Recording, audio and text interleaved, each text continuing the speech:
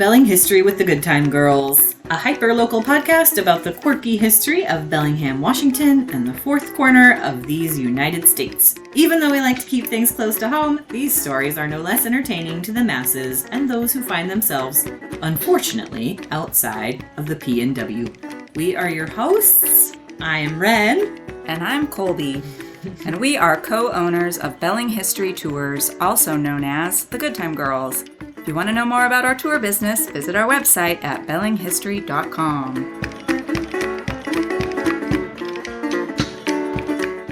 Today's episode is called, let's just say, an interview with Chuck, or Gettin Ghoulish with Chuck, Gettin Ghosty. Spooky kooks. Spooky kooky with Chuck. Chuck, do you got any you want to throw in there? Oh man, now I'm on the spot. I know, sorry. We can always. No, this is good. We're leaving it in. Today we're going to talk to Charles because we are super excited that he's offering ghost tours in Fairhaven again. And we want to give Chuck a chance to tell everyone a little bit about himself and, of course, the ghost tours. Yeah, so I want to jump in here real quick because last season we had so many people coming on our gore and lore tours and our cemetery tours who were interested in ghosts specifically. And while we tell ghost stories and creepy history, ghosts typically don't show up on our tours. And we are not ghost hunters, we are historians. But we said, Chuck, the people want ghosts. The people, they want the ghosts. So, Charles, you are known to us as Chuck. That's okay. Is that okay? That's totally fine. So we met you through the original Good Time Girls. That's right, yes. Sarah Holodnik and Marissa McGrath. Yeah, that was a Welcome, while ago. Chuck. Thank you for having me. Yay. Yeah, so that, I guess, would be my first question, because I don't really know, how did you originally meet the original Good Time Girls? Yeah, I initially met Sarah because she was just part of the friend group that I was kind of in, and so I got to see the whole evolution with her and Marissa and kind of how it all started from the brainstorming to what it actually became, and to the hiring of other people, and that's where you guys came on, so... Yeah. You're an OG. You That's are kind crazy, of an man. official Good Time Girl. Oh, I appreciate that. I'll take it. Good time guy. Good time Chuck. Either way. Either way, it's an honor. I'm Good not time going to Chuck. complain. That is Good We Time need a Chuck. shirt that says that. Oh, we do. Good time, Chuck. I'll take Put it. our logo on it, but it'll be, yeah. Okay. Lovely. I remember meeting Chuck and just immediately just being like, yes, we're friends. Bless you, my dear. Yep, it's true. So tell us a little bit about yourself. How did you end up in Bellingham? So I'm originally from Washington, and I grew up in Federal Way, down south, till I was 7. And then my family moved out to the Cleveland, Ohio suburbs for my dad's work, and I was there until freshman year of college. And from there we went to the Chicago area, and from there I came back to Washington and ended up in Bellingham. And my grandparents have always been in Bellingham, so that was a big factor. And my parents are retired out here, so grandparents no longer with us. They are in the spirit realms, if you will. So it's just my parents here now, and I had every intention of moving on and not being in Bellingham for 13 years, but here we are. It's the curse. It is the curse, absolutely. Or the vortex, or whatever it is. It's a good curse. I like it. Sucks. Yeah, so I want to, your website, you mentioned a little bit about your initiation to the paranormal world and seeing a ghost cat or something. So I was curious how you first got interested in the paranormal and, of course, a ghost cat. I want to hear about the ghost cats. Yeah, so I'm just here for the ghost cat. As a kid, I was always interested in the weird stuff, like from witches to ghosts, and I remember sightings. If you remember that TV show, it's what was on before the X-Files. Yes. And the X-Files took its place, and I was so angry that we got a fiction show over a real paranormal news show. So I was so unhappy as a kid, but sightings, I loved it. That's how I got introduced to a Ouija board and all sorts of very famous ghost stories from around the world, and UFOs and Bigfoot and everything in between. But then in high school... I don't even remember how or when it started, but I would see this like shadow, this movement of a shadow out of the corner of my eye. It was never fully visually head on, but it was always out of the corner of my eye, and it would look like something darted from room to room. And we had a dog, but he was never that nimble or spry, and he was getting towards his older age too, and he would jump up and growl at things that weren't there. And so, like, eventually I noticed that it had, like, a form of a cat, like a black cat. And so I would tell my family, like, it's just the ghost cat. Though, of course, they're like, oh, Chuck's being weird again. Yeah, being... Classic Chuck. Being the weird something or other out there. But I kept seeing it. And then one day I was home alone, standing in front of... I had this big mirror on my dresser. And I felt something rub up against my legs. And for a split second, I looked down and I jumped, too, because I was so startled because the dog wasn't near me. And I saw a figure of a black cat with its back arched, like it was rubbing against my legs. And from then, like, I would still see it dart around, but it was the only time that I ever really had, like, a encounter where I could say I was touched or anything like that. But it was so weird and so quick, too, that it really makes you question whether it really happens or not. Yeah. But I feel like that's part of the excitement of having an experience, too, is because it is weird and it's unknown and it catches you off your guard in that moment and you have to really think about it afterwards. So. Yeah. And funny little story on the ghost cat, too, to wrap up. When I moved to Bellingham, and my mom told me, because I had started ghost hunting here in Bellingham. And randomly, after I had started playing my parents some EVPs, which are the voice recordings, she came to me one night and she was like, I think there was something to that ghost cat because when they built that house, my parents had it built completely. It was a new house and I guess they had to move in a ton of dirt from outside somewhere. So my mom was like, well, maybe there was remains of a cat in there, possibly. So, because we had never ever had a cat as a pet. So. And it was a brand new home, so where did it come from? Wow. Absolutely, so, yeah. So there's several things that come up, right, in the story. First of all, animals, ghosts. Mm-hmm. So let's talk about ghosts. What do you think that they are, sort of specifically? Like, if there can be ghost animals, can, like, anything be a spirit? Absolutely. I kind of see ghosts on the energy spectrum and how that relates to our experiences. I kind of see the first half is like your energy echoes or what people normally call residual hauntings. And I feel like there's a lot more of that going on than we kind of realize or know about. And it's just energy imprints, energy stuff left behind that's not necessarily interacting with us. And we have no control over how we interact with that. It just happens. Whereas you have the intelligent side of things as well, and that opens up a whole lot more possibility. And I would say I've encountered from like human spirits to animal spirits, to even nature spirits and things of that we can't really explain, and that whole realm of things too. So like I wouldn't say that I've ever encountered anything demonic or anything like that. Right.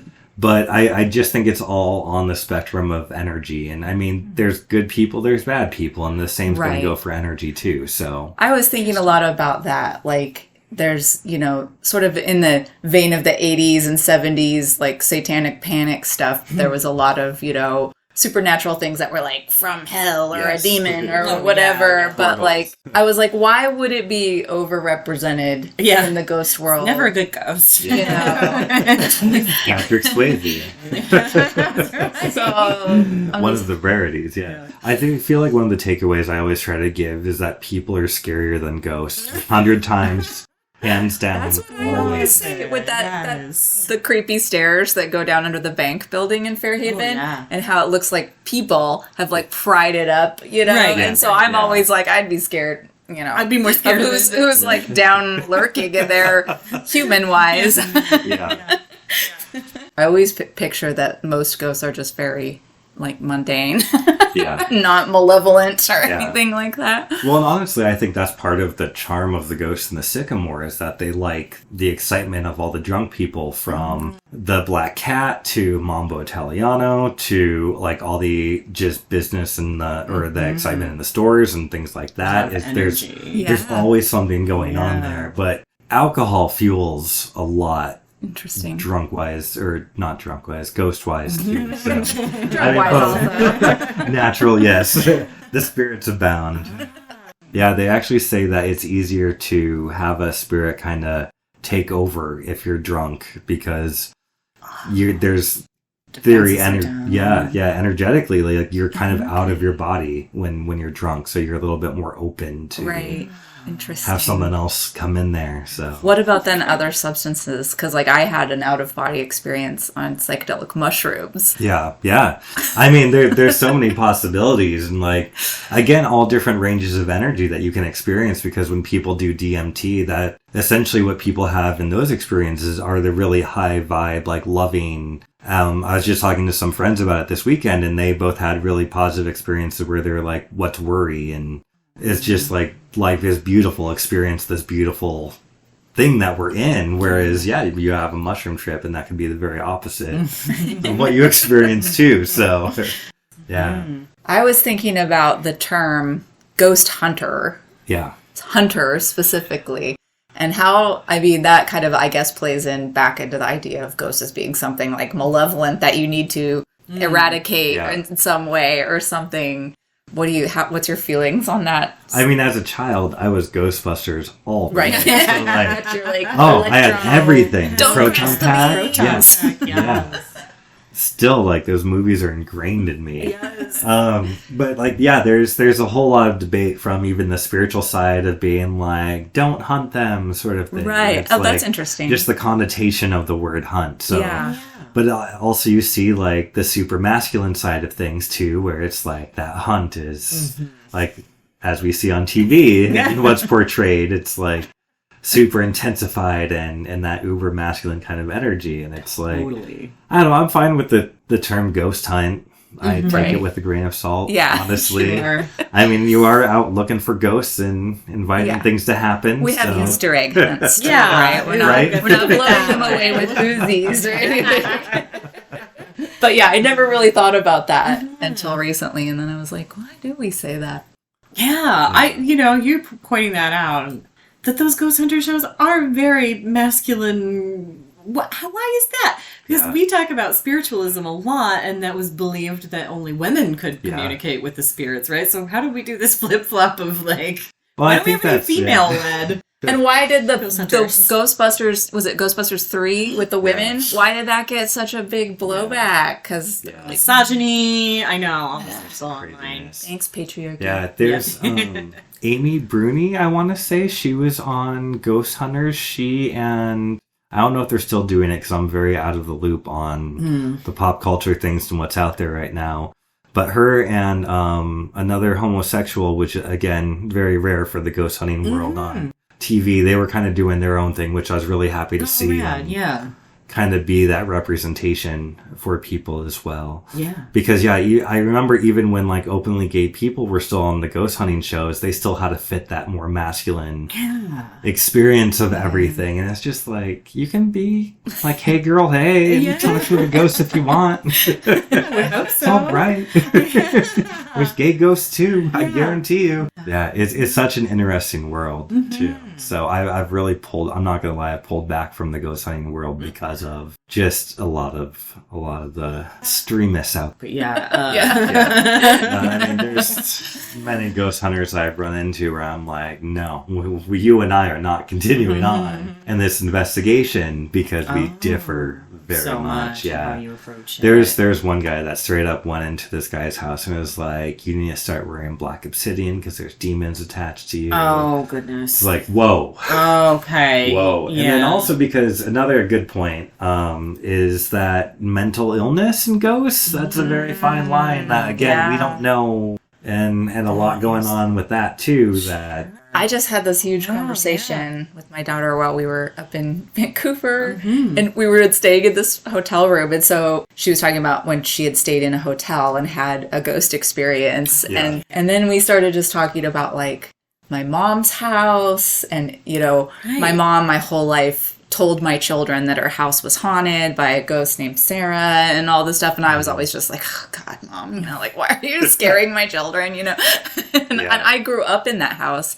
I never had any real, nothing that I could recall, and I remember as a child wanting there to be ghosts and things and really, like, trying hard to make that happen, but, my mom didn't tell me those stories as a child, but I feel like when my mom hit perimenopause, she kind of like went into a weird space. And Izzy and I were talking about this. We were like, I think my mom is haunted. Yeah. Like, It's possible. I mean, like as a person. Yeah. And I think it's something about the energy and then that energy is in that house.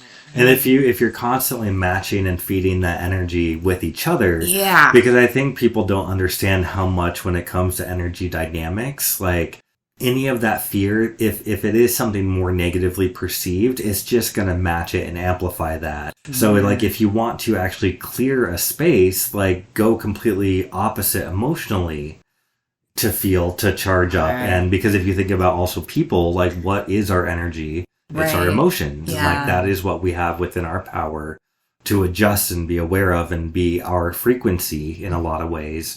And so you just got to be aware of that if you don't want something to haunt you. Change your frequency. Yeah. Essentially. So. Yeah, I always think I'm just like, I'm cursed with too much pragmatism or something, but like ghosts never been eager to, manifest themselves to me or anything like that. But I do totally feel like there's energy, I'm not above cleansing a space or something like that. I definitely feel like that is a thing, and I've done that. And there's different ways that we perceive too. So you may be more like intuitive, empath psychic. Like that's what I would say I am compared to medium psychic. Like I don't sit here and necessarily communicate back and forth with spirits in the way that mediums do. Whereas, like, I get more of emotional impressions and imprints and stuff like that kind of come through. So, even when how I read, like, it's all through symbols and stuff like that too. So, yeah, because you do tarot readings and aura readings. I can do aura. So, essentially, tarot and clairvoyant readings are what I do, and the clairvoyant essentially gives you just the wider scope of, like, the tarot. I would say a little bit more narrow with having this specific images to kind of direct you. Clairvoyance is a little bit more open to what could possibly come up and what you could ask about and things like that. Yeah. Do you combine the two, or do you? I have, and I realized that when I do tarot readings in general, I was tapping into that without even realizing it. Yeah. Oh. So that's always the vibe I've gotten from your tarot. And I remember when you were learning more about your clairvoyant side and doing that, but I had always gotten tarot before you had kind of ventured into that, so that's really exciting. Yeah. But that is to say, I always was like, there's something about you, like you're just spoiler alert, tarot. We love Chuck's tarot readings. Yeah. This goes without saying, but no, you've just always, and I've seen people come away with that feeling too, just like there's something special about that without being forced at all. You're just thank you. Oh man, yeah, no, I can't say that means a lot. Honestly, I mean, having spent a lot of time in therapy as well, I feel like it's very similar. Yeah. Oh yeah, it's just the same kind of way of being introspective about yourself and your life. Yeah. And well, I think too with the clairvoyant readings, it really kind of forced me to look at like what are readings and how do they work and what is happening behind them. Because at first when I did tarot for many years, I was like, I have no clue. It's just, is it my spirit guide telling me what's up or is it this outside force? But no, it's actually just always a reflective. Right. Because especially with tarot, so many times people will be like, well, I already know that. I'm like, yes, exactly. Right. Like, that's why we're doing this. Yes. Because it may just confirm what you already know, but that's also, you want that information reflected back to you to confirm what's going on. That validation, and to be able to see things in a different way so you can make those future decisions. Yeah, exactly. Yeah. Yeah. And I think, and then you have somebody as sweet and gentle and empathetic as Chuck. And then just cherry on top. You're just the best. Sorry. Okay. I'll stop making you blush. What else you got, Colby? Oh, goodness. I have a whole list of ghost tropes, but I think a lot of them are just tropes, but I find them really interesting. That's all right. We can still go through them. What you got? What about the ghost that doesn't know it's a ghost? Do you know? Sometimes in a movie there's like Sixth Sense. Yeah, or something. Oh, like that. Like a little Bruce Willis ghost action. I mean, I guess I've heard that as a thing. mostly on TV. Right. This is it's definitely just we get a lot of our ideas about ghosts, I think, from our media portrayals of them. Yeah. I will say that I've encountered people that I found to be stuck a little bit, and sometimes they just need a little nudge or a little like, hey, you're stuck in a rut sort of thing. Or like, if you think about it, even with us, like when you get an anxiety loop in your mind, or if you wake up in the middle of the night over some stupid dream and you can't shake that dream, like it becomes really hard. And then when you fully wake up, you're like, that was so stupid. Yeah. Like, I can't believe that I was stuck in that. I think it's kind of like that too. Whereas I think it's just, because again, if it goes back to our own energy and kind of that being a reflection, if you are stuck in that, I don't know what to do, or even kind of being down on yourself for whatever reason, I think you can get kind of stuck, but that doesn't mean you can't get unstuck as well. It's not ghost hunting, it's ghost therapy. Essentially, I mean, you're not wrong in some ways. Right? Yeah. And I think that's even something to acknowledge and recognize, that if you go into a space trying to intentionally clear it or do that as well, I think to have some care and attention and awareness to that you could possibly be dealing with some intelligent something or other. And so I think just be respectful. And I mean, even when we say after investigations, when you go home, like, you create boundaries. This is my space. You're not welcome in. And I've had things observe that. Even like my scariest story ever, they still respected my boundaries. And it's bizarre, but it works. And so I think as long as we kind of set that and we have that awareness and respect towards that, even just because we can't see it doesn't mean it's not there, doesn't mean it's not an awareness of something, I guess. Yeah. So just travel respectfully. Right. I mean, you might talk about this on your, upcoming classes and talks and things, but what was the scariest? Yeah, I'll actually share this because I'm not going to be putting it on the Fairhaven tour. Okay. So I'm happy to share this one. Ooh, Let's see. So this was down in Cedro Woolley, back when I was with Boo. We had gotten a call from a family in Cedro Woolley that lived up against the graveyard. And their little boy, I think, was waking up in the middle of the night, and like they thought he would be throwing like toys against their bedroom wall. They'd go in to check on him. Everything would be totally fine, like that kind of stuff. And so we went to investigate it, and not much was happening. But then things started to get a little bit weird. Like we started to see the shadow figures and stuff like that. And the first time, I brought a track jacket with me, and I left it in my car, and I carpooled with others down there, and I remember feeling this really weird feeling in my stomach as we were walking around the outside of the house, and it was just kind of this hard to shake feeling. So we can wrap up, nothing crazy happens. We go back to our cars. I leave my jacket in my car for the next day. I knew I was going to go meet friends. That next day rolls around, I went to a movie with friends, and then I went to grab my jacket, and it was soaking wet. And I was like, well, that's weird. And so I didn't think anything of it and just went about. But then after I got back into my car after the movie, I started searching around because it had rained. And I was like, well, shit, something in my car is probably leaking or something like that. And I couldn't place it anywhere.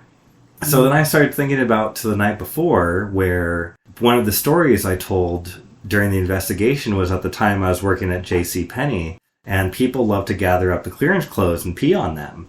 And so... What? Oh, JCPenney. Why? I don't know. But just what you do to clearance, apparently.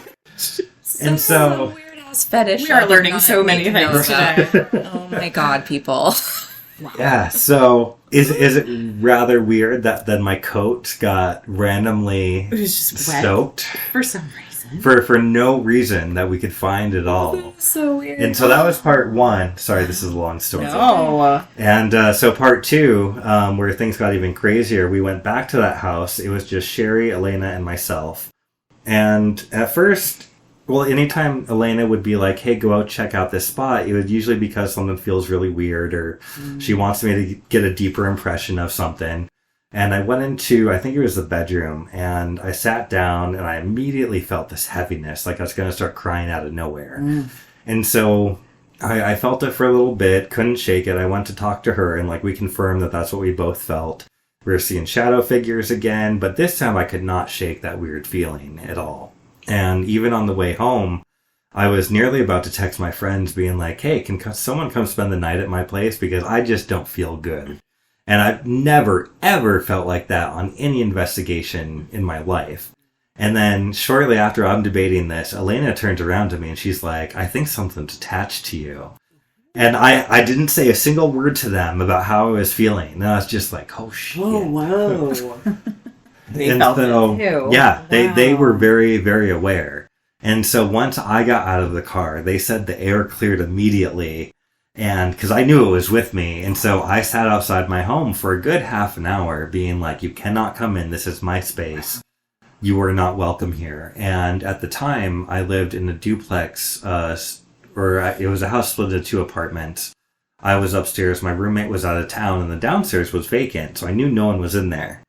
And so it was just me in this entire building, and I finally crawled into bed, and as soon as I crawled into bed and got settled in, I started hearing this banging, like right below me, like someone was striking the walls with their hands, like literally right below me. So it stayed out of my space. Like I said, it respected those boundaries, but just kind of went around them. Oh, God. Yeah, it Scary. hung around to the next day, too. And even when I left my house, I felt like it was right there with me. Oh, my gosh. And it took another good half an hour to shake off, like before I finally felt it gone. Wow. And I would say, like, that was one of the times I would say it was probably some, like, unknown nature, something or other spirit. It didn't feel human at all. Like, I don't know what it was, but it was something different that I had not encountered before. Interesting. But again, I wouldn't say demonic or, like, I wasn't harmed. It's just this heaviness. Yeah. Huh. So that's fascinating. Oh my yeah, gosh. super interesting. Yes. Thank you for sharing Yeah. that with us. Dang, that is wild. Yeah. Oh my goodness. Chuck, you're the best. Okay, this is really funny because I was literally downtown today, like in my car going to the bank, and somebody was crossing the street up like a block up, and they were wearing like a white trench coat. And I just like for a second saw it as, you know, the classic white sheet ghost like, across the intersection, and I just like did a double take and then started laughing. But like I was like, why do we have ghosts in white sheets?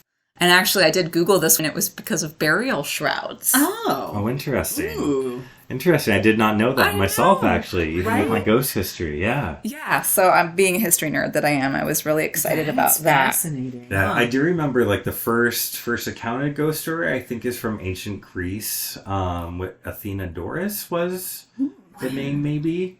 And I think that was the first, like, kind of revengeful or, like, coming back to tell you. story. Yeah. Ghost story. So Yeah, because that's a very common trope. Yeah. Interesting.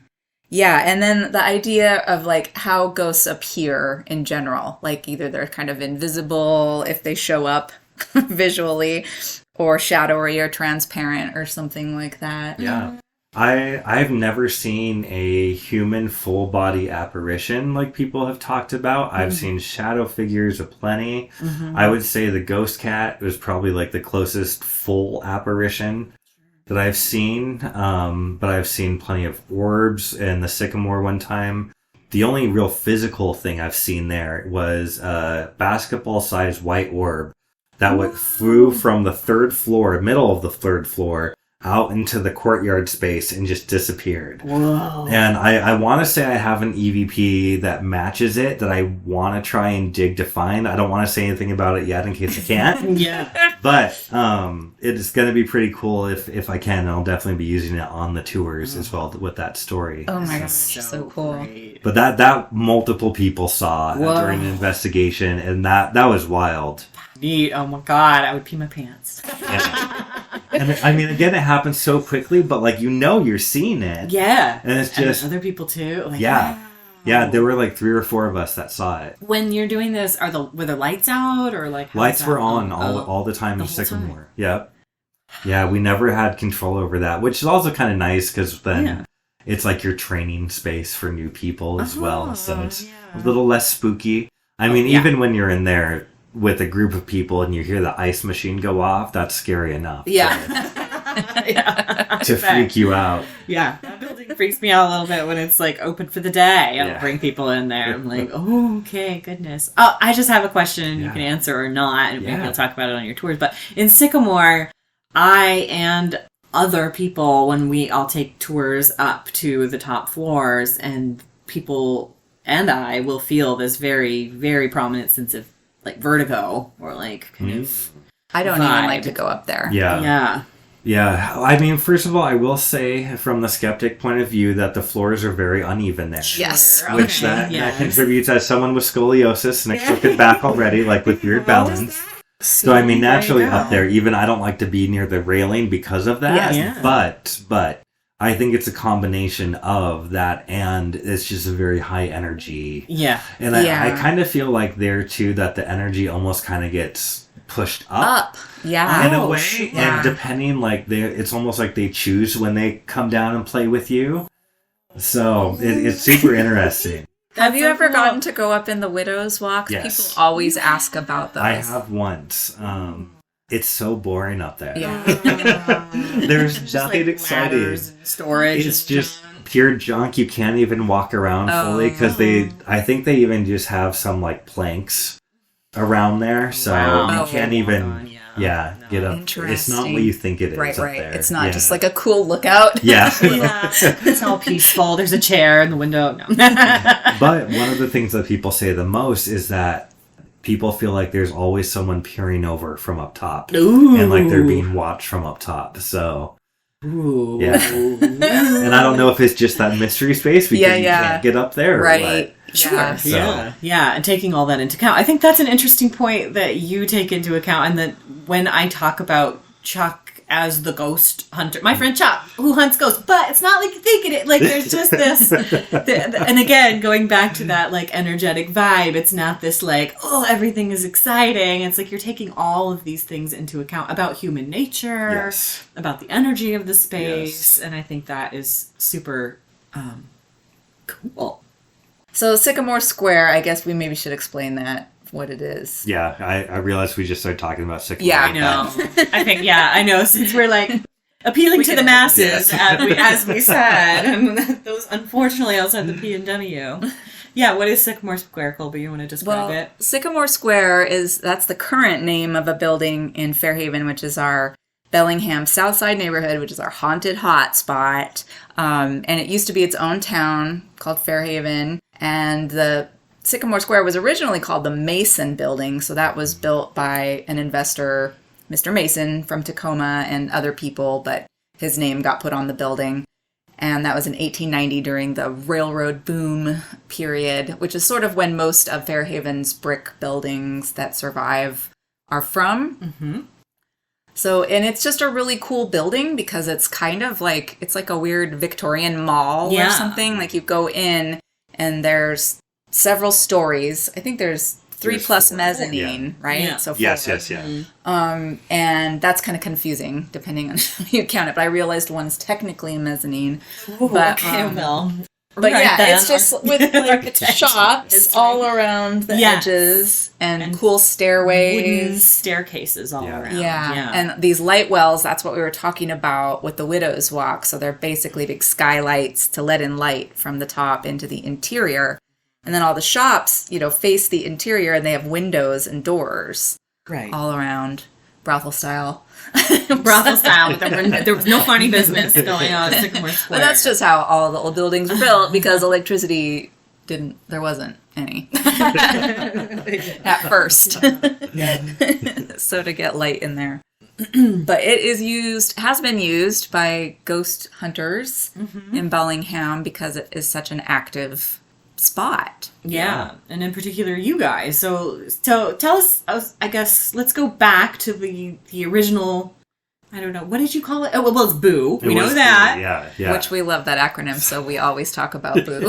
Just because it's funny. Yeah. Pretty much the best. So tell us the history of the business. I moved, to Bellingham in 2009. So I started with Boo in 2010, which stands for the Bellingham Observers of the Odd and Obscure. And that was at the time run by Sherry Mulholland, who is a medium. And she no longer lives in the area. I believe she's in Florida now, I think. Wow. She just added me on Facebook not too long ago. So Nice. I need to catch up. Yes. But she started it, and she's what got me into the investigating and everything. And with the group, I met a woman named Elena, and we became very quick friends. And then from Boo, we started our own little thing called Ghost Hunt Class. So we essentially kind of took what was happening on TV and what we did investigations and gave like a little class portion, and then took people on an investigation. And so that ran on and off for about 7 years, I think, up until our Hotel Leo was the last thing that we did together, which lovely had you guys along for that wild ride. There were a lot of spirits. Mostly liquid. Mostly liquid. That was an interesting event, yes. Sorry, Elena, by the way. Shout out to Elena. But other than that, I wasn't planning on doing anything further with ghosts really until I heard from Miss Colby. It's like, help us, Chuck. Yes. The people want the ghosts. Yes. Yeah, I had no idea that ghosts were still in high demand. So here's my theory. Yeah. Pandemic.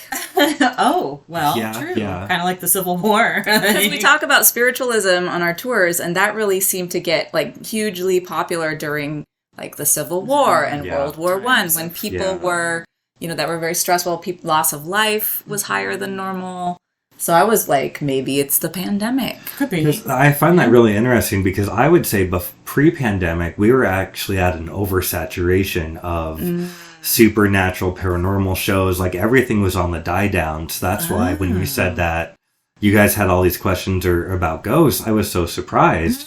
But that makes complete sense with the pandemic. Yeah. And I feel like it really kind of shifted people's interests and what they got into and what they were exposed to as well. So that makes a lot of sense. And people are thinking about the mortality. Thinking about that. And then maybe also, thinking about it in a new way, a little bit more of an evolved way, or a way where you're a little closer to death and, unpredictableness, right? So there's a new perspective on it. So do you have any ghost stories, Ryan? Do I have any ghost stories of my own? Yeah. I don't. I actually don't. I wish that I did. I definitely can feel a vibe, I think, when I'm in a certain place, but I've never, had an actual experience. Yeah. Although standing in front of 12th Street Shoes in the Sycamore building, I think the last time I was there doing a Gore and Lore tour, I had my back to the window of Shoes, and I was telling the ghost stories, and this passerby just happened to stop for a minute to listen to my stop, and he was like, and then after my stop, he was like, as you were talking about the ghost in there, like one of the shoes just kind of tipped forward off into the bottom of the window. They definitely say that shoes get thrown around in there. I've heard that as well, because I did an aura event for 12th Street Shoes. Man.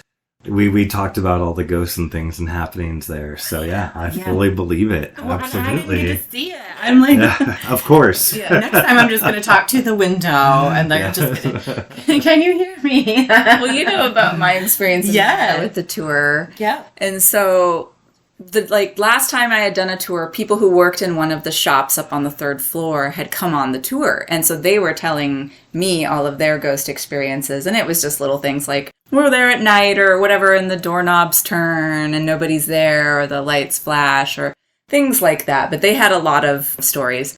And then I was like, wow, that's really interesting. And the next time I was in there doing a tour, we're standing in front of their shop, and I was kind of relating that. I was like, these ladies just came on the tour and they told us this stuff.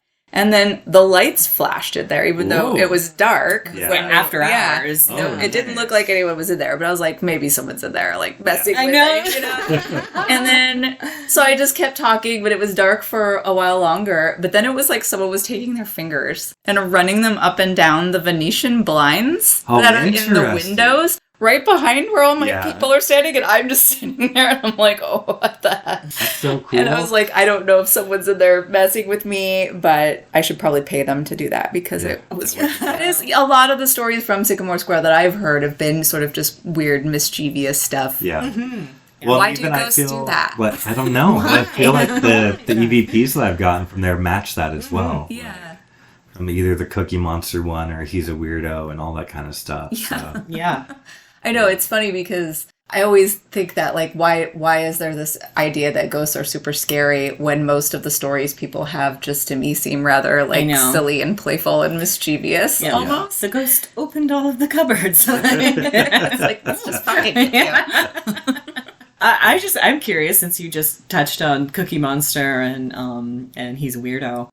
If you haven't been, podcast listeners, we are on our Gore and Lore tours. We share these EVPs that Chuck has graciously allowed us to share. And so if you haven't been, you won't know what we're talking about. Those of you who've been, you know the Cookie Monster voice. But can you tell us just any little extras about when those were captured or how? So Cookie Monster, that one happened when we were doing an investigation of the Sycamore with another ghost hunting group from down in Everett. And I remember we were introducing ourselves to each other, and that's when Cookie Monster slipped in and became a part of Chuck, it. Chuck. Yes. Love it. And actually, I think He's a Weirdo is actually from the same night as well. Wow. Because that was towards the end of the night. And the interesting thing about that one is I've never shared that I have, because the recording of that one starts with, this is fun, like, that's very clear. But I also got that statement, this is fun, like 2 other times earlier in the night by itself. Oh, wow. Which that's a detail I've never shared with anyone before. So it made the validity of that longer whisper so much cooler. So much more. Oh my god. Because it was an extension of what I already had. So that was super cool. So yeah. Oh my gosh, that's cool. What time of night, like, how did those ghost hunts work, like, when you were there? Anytime we did the Sycamore, we always had to wait for the Black Hat to close. So that was anywhere from midnight, anywhere up till 4 a.m. sometimes. Cool. And yeah, there's just many hours. I think that's what people don't understand too. Like, for all my cool stories, there's been many hours of sitting around in nothingness. And just waiting for something to happen. And so it's cool when there is payoff, but sometimes there's nothing as right. well. And for those, you don't know that even happened until later. Is that right? Or correct. On the recording end of things, there's very few that I have in the history where we actually heard it with our ears and also made it on the recording. But pretty much the majority of what I have are all just on the recording that we didn't hear with our ears at the time. So so interesting. Yeah. So we've got EVPs, which is electronic voice phenomenon. Correct, yes. And do you record it just with any recorder? Any digital voice recorder. You want something that does not have all the modern day noise canceling stuff. You want it, all that background noise, you want it to come in there. Because that's essentially what you're looking for. And a lot of the tools now will have the extra features to cut that stuff out. So just be aware if you get like a digital voice recorder from Best Buy, Walmart, whatever, just make sure that you kind of take off that sensitivity so it is opened up to more. But you have to be very aware because coughs will sound like dog barks and like stomach noises will sound like demons. So. I could vouch for that, actually. Editing this podcast, I'm like, what the hell is that in the background? Oh, that's me, like, something weird. So, on another note, but I was thinking it could be fun to do a ghost hunt with you if you would do one, like with the Good Time Girls, where we don't record. Yeah, absolutely. Yeah, I need more opportunities to get current EVPs just because. Yeah. Well, I was thinking about, because it ties in with this trope of that spirits stick around maybe or are trapped in or drawn to or something, a place where either they died or they had some attachment to. Do you think that's true, or do you think that's just sort of a weird trope? I think that's a weird trope. I think spirits can freely come and go as much as any people can. And I think that's where we see the big distinction between the residual and the like live spirits. Okay, and I feel like you see a lot more of those energy echoes. Like Gettysburg, you see so many like widespread reports of people seeing soldiers marching through the fields. And so like we have mass death, stuff like that. I think you have a lot more possibility of those strong echoes. Absolutely. And I think even with people too, I think we can have an effect if you have in a very abusive home that can leave an echo as well. That's not even ghost related, but it could still have like even poltergeist energy has been said to come from teenage girls because they have such emotion running through them. But I mean, I don't think it's related or just specified to one gender. I mean, teens are teens. The teens. We all got emotions. And so I think that that's a large part of things too, and that we just don't understand or that we might think could be perceived as ghosts. A lot of UFO phenomena is very, very similar to ghost stuff as well. So it's like, how do you start making sense of all this when we have no answers to anything? So I feel like the Fairhaven waterfront, I've known a lot of people who had UFO sightings down there, but then that was like Dead Man's Point and all this weird stuff went on down there. And we see UFOs. I mean, I see them up here all the time. And so always towards the mountains that way. Cool. So I'm always like, some people seem to think that, you know, you want to go somewhere like the cemetery or something to try to talk to spirits. But is there like a place or is it just random? Like, because like Sycamore Square clearly for some reason is very, but it's not necessarily because people died there or anything. I find that interesting because, I mean, I've had things happen in Bayview Cemetery, but yet I feel very, very at peace in that cemetery for the most part. And even what I have had happen, I would say, is very minor other than like EVPs. I've gotten some very good EVPs from there, but I don't necessarily think that it is the spirits of those people there that are there with us. Because you have to remember too, with ghost hunting, you're actively calling out for anything and everything unless you put parameters on it. So who's to say like that, I don't know, Mrs. Miller in the ground is gonna respond to you when she could be living her best life in the afterlife. And having a ball out that way. All the time. So it almost seems like that one that I've heard from the cemetery was like a weeping woman sound or something. So that made me think like it was someone that was like mourning. Absolutely. For someone that could was be like an energy there. echo as well. Absolutely. From someone alive. So it's just all the possibilities we don't know. Because I was thinking Fouts Park, which was historically the site of the creepy old courthouse. It looked like Hogwarts castle. It was all sandstone and creepy looking. But it was the county court and the jail. That was the major jail. So like everyone in the county was brought there. But so there was a lot of suicides in that jail. There was a lot of just crazy stuff happened on that property. There was hangings. Okay. So I always thought like, and it's just a park, you know? It's just this, like, square of grass and, like, a little playground. It's so nondescript. Most people probably I always wondered about that. I was like, if that, you know, idea that, but again, maybe it would be more residual stuff. I don't know. I don't know, but it's definitely worth checking out. Yeah, and I find, too, that what you tend to expect to happen or what you think that you're going to be looking for, something else completely different will happen and surprise you. When we did our for Ghost Hunt class, we did our 5-year special event down, so I want to say Fort Casey at the barrack houses there. We stayed in there, and one of our people on the class, we did a whole overnight investigation. One of the people brought the Xbox Kinect camera. And what's nice about that is because it would show you where movement essentially was, and it would show up like in stick figures if it was like human-like movement. And so what showed up for us were constantly 2 stick figures like having sex with each other. Like you would even see one go down. Wow. And like very, very obvious. sexual gestures. And I'd never seen anything like that before. Sure it wasn't just some teenagers over there behind? Wow, that is so interesting.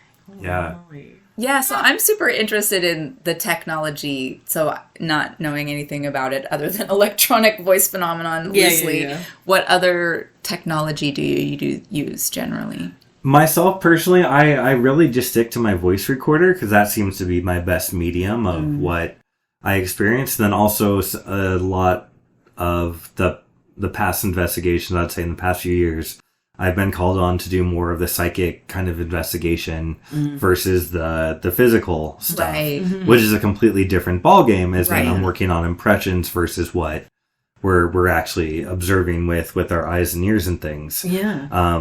But I think you don't need to get a whole expensive array of things. So you can get a K2 EMF meter as well. To find weird electromagnetic anomalies. Very simple, like $50-$60 on those. Even cell phones now are getting better and better with their detecting devices and what they can pick up. So you can even do EMF detection on that now. Yeah, I had some ladies come on a tour that had like an app that looked like a little radar. Yeah. There's And it was like the ghost radar things that will also spit out words that are supposed to give spirits energy so they can spit out words and talk to you and stuff like that. Wow. But I think at the same point too, like even on all the TV shows like Ghost Hunters, Ghost Adventures, they kind of hit a point where they were creating new devices to just do the same thing. Yeah. And so you don't need to, and I mean, especially if we don't have technology that can solidly say this is this or really for surely interact that we know is what's going on, then I mean, it's all just speculation. So we can use the tools that we do have to try to get us as close to being aware of something else is going on around us. So Right. Yeah. Makes sense. For sure. That's cool. Okay, so tell us about like what you're thinking next. So with the tours, what I'd really like to do as well would be just kind of like a little sit down ghost event where I talk about stories, other stories that are not Fairhaven focused, and let people ask questions and share more evidence as well. Because I feel like most people want to experience the ghost hunt without having to do the hours of the ghost hunt. Yeah, Sure. That's the hard part. Yeah, that's one of the things I want to do. I also would love to teach more clairvoyant classes to teach other people my skills. So that way we have more people tapping into their inner selves and wisdoms and things like that. I was just going to say, yeah. So for learning that kind of thing, it's something that you can learn, can Absolutely. practice. Yeah. So cool. Yeah, so my ideal right now is I've got a 4-week tarot class in the works for those that just kind of want a general overview and how I see the tarot. Yeah. Because I think once you understand the stories within it, it becomes very easy to understand. Otherwise, it's a very daunting 78 card journey. So. Yes. And also I want to teach people how to tap into their clairvoyance, like I was saying, and I've got an 8-week introductory class there where you'd learn about your chakras and your energy system and how to do energetic rose reading. One of the symbols that I learned how to do was reading a rose. So like your blossom means something, your stem means something, your leaves mean something. And so that's how you can give like a reading without a card, essentially. So. Wow, that's interesting. And that, again, is just kind of tapping into, like, how to read the energy of a thing or the symbolism of a thing. Absolutely. So, like, even if I was to read, like, your auras per se, I could even look at a symbol for every layer of your aura or even one symbol for your whole aura and kind of give advice then based on that or what I'm seeing. So Cool. And can also talk to spirit guides, past lives. I love looking at past lives. Those are fun. I've always been curious about those. I think that is what I've seen that so many times repeat on the Real Housewives Really? on Bravo. Like, this weird past life. Oh yeah, what was it? Erica Jane said she was like a stowaway cabin boy on some ship in a past life. It's just so great, and it's so funny. I went to Jill Miller. I love Jill, who taught me. So Yes, I I knew that. so And much. she did psychic readings locally here, I guess, if she's not. She no longer has the center. She's just doing readings over the phone. Okay, interesting. Yeah. But yeah, she did a lot of past life stuff. And it was, I actually found it interesting. And like, I remember going in being like, you know, if she tells me that I was like some fancy princess or knight in shining armor or pirate or, you know, I'm like, I don't know if I would buy it, but she must have gotten that about me because she told me that like we were like peasants and stuff like that. And I was like, okay, that tracks, you know. She's like, royalty, you're not no royalty. But you know how you always hear people like think totally. Everyone was something really Right. fabulous. That comes up, that's what comes up on the Real Housewives. It's like, or like, yes, I was the queen of yeah, you were. Which Chuck also teaches ballroom dance. Oh my does gosh, we ballroom forgot that whole part of your... I see another whole genre, dancing with the spirits. Oh, Lord. While smoking marijuana.